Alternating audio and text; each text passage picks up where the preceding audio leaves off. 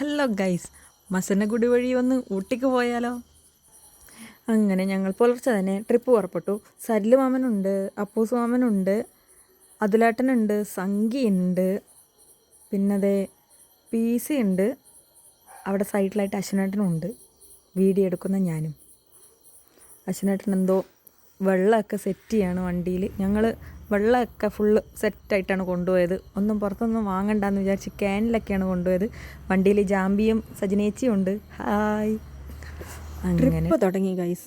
എവിടെ എത്തിയെന്നൊന്നും എനിക്ക് സ്ഥലം പറഞ്ഞു തരാൻ അറിയില്ല. പക്ഷേ നല്ല കോടയുണ്ടായിരുന്നു ഗൈസ്. നിങ്ങൾക്കത് വീഡിയോയിൽ എത്രമാത്രം കാണുന്നുണ്ടെന്ന് എനിക്കറിയില്ല. ഫോണിൻ്റെ ബ്രൈറ്റ്നസ് കുറച്ച് കൂടിയതുകൊണ്ട് ഞങ്ങൾക്ക് കിട്ടിയ ഒരു എഫക്റ്റ് നിങ്ങൾക്ക് ഈ വീഡിയോയിലൂടെ കിട്ടുന്നുണ്ടോ എന്ന് എനിക്ക് അറിഞ്ഞുകൂടാ. എന്തായാലും നല്ല കോടയായിരുന്നു, നല്ല തണുപ്പുമായിരുന്നു.